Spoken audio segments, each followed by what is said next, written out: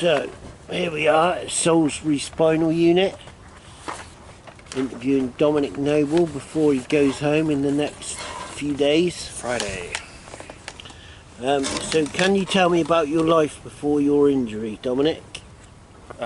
Yeah, pretty easy really compared to this. Had a nice childhood, mostly in Herefordshire. Always been a bit outdoorsy, so I've spent lots of my life exploring on my bike or whatever. Went to a good school, did well at school. I went to uni and did engineering. And I've always been travelling throughout all this time as well, so I've seen a fair bit of the world. And then after uni I started work at Motivation, which is a charity that makes wheelchairs. Amazing irony there.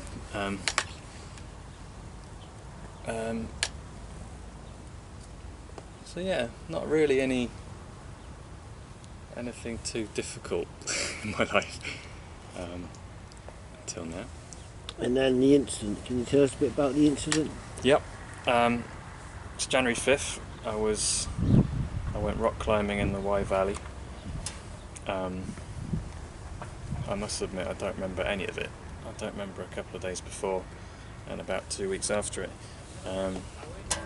But apparently I was climbing beautifully. I was lead climbing. I was quite near the top.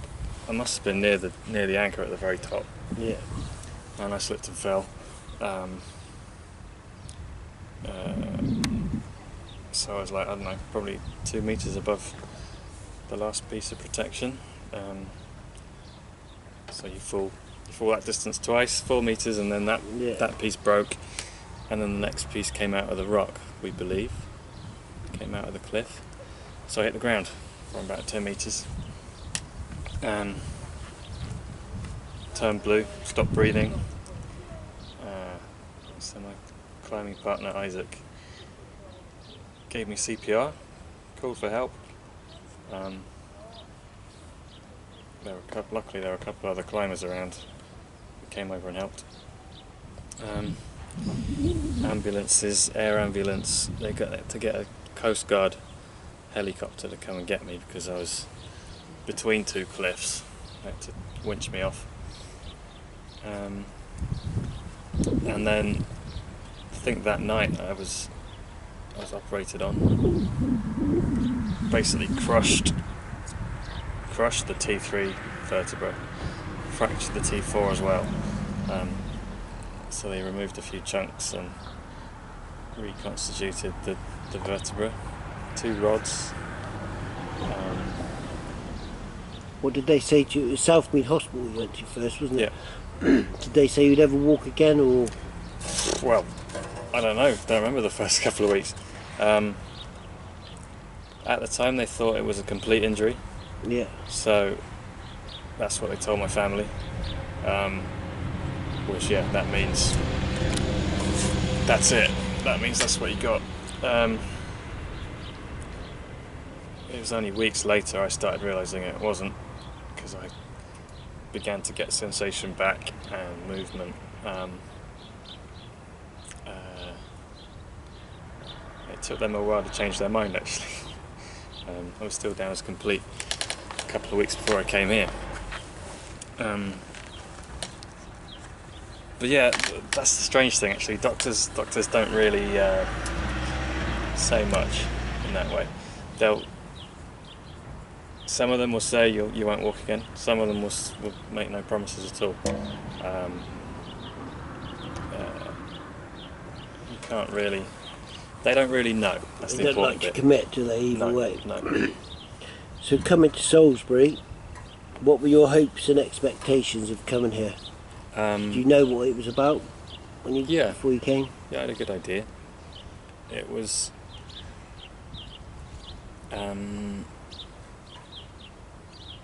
Well, it was about.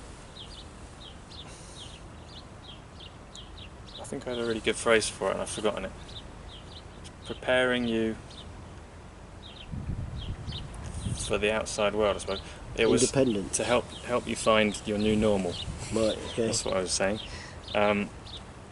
So for me that meant sorting out my body, bladder and bowels particularly, spasms and wheelchair skills, and I had to learn to be independent, to transfer, to use what I got. Build up your upper body strength again. Build strength. Did you lose a lot of? So you were a climber, so you're obviously quite fit. Yep. Did you lose all that? Yep. Strength. Yeah, I lost about 10 kilos in ICU in 4 weeks.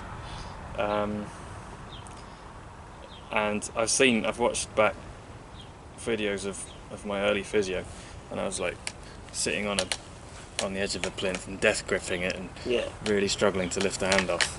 Who filmed that? My girlfriend. Oh, okay. Oh, right, cool. So you were in it before lockdown, right? Yeah. No, that was in Bristol. Oh, that was in Bristol.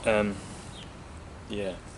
No, I arrived on March 13th, so I had a week before full lockdown. I think roughly when I arrived it was down to 1 hour, one person 1 hour visiting a day. Right. And then a week later nothing. So, yeah, basically. You found that difficult in here? Yeah, a little bit. I'm probably better prepared for that than most, because I'm pretty good on my own. Yeah. Pretty bit of not a loner, but I'm good on my own. It's been a shame that my friends and family haven't got to see my progress, basically. Yeah. And even by social media or whatever, it's hard to keep a record of all this stuff. You've tried a bit to take some videos, but it's not the same. So, physical achievements, progress-wise, what would you say, before you came here, what were you able to do? I was pushing a wheelchair a bit. Can you move your legs? Tiny bit. I was working on little toe movements, like up and down. I could move my knees in slightly, that kind of thing. So it was just tiny little twitches basically that I could control. So yeah, I was working on the legs quite a lot, and they've come quite a long way. And the core's a bit behind those. I need to. I need more strength, particularly on the right side of my core, to be standing. I'm not far off. I've seen you transfer onto a bed, and it looks like you jump about 2 foot. And I've also seen you get in a car, which it's a little bit further. Looks a lot more difficult than you made it look. When you look at it, first of all, you think, oh my god, he's got to go from a chair all the way into a big gap. It made it look quite easy. What do you think your future's going to be like when you leave here? Well, there's a lot more improvement to come, I know that. I want to be in those mobility and ability things. I want to be doing everything. Floor transfers, I'll be trying stuff. Standing up? Oh yeah. I'm planning on walking, maybe? Planning on taking a few steps, hopefully. My goal there is to be able to put my wheelchair in the boot of the car and walk to the driver's seat. Cool. So I think that's achievable. Might take a couple of years, maybe. You're only young, aren't you? How old are you? 27. 27, so imagine in 10 years the whole landscape of this spinal injury treatment could have completely changed. Well, maybe. Yeah. I don't think I'm not relying on anything like No, but some miracle cure. I think treatment will improve. yeah, It has been and will be. Like it used to be that be in traction for 6 months. They didn't do rods and surgery particularly. They just put you in traction, which is grim. mm. So I'd still be strung up right now if that was The old way of doing 30 years ago. Regarding the unit, Yeah. what do you wish you had known on day one?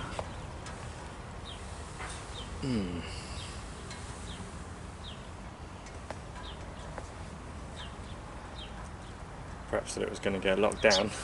I might have got a few more deliveries of kit, because we've been a bit Spartan, I guess. Yeah. I wish I'd known. Or what would you tell a newcomer what to expect, what to maybe concentrate on? I think the really important bit is to be in charge of your own care and push for it, because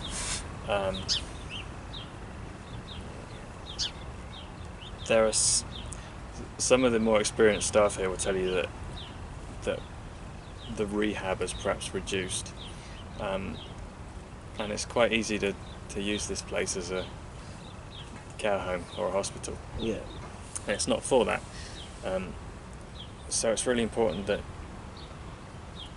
you push them to teach you stuff, and to help you learn stuff.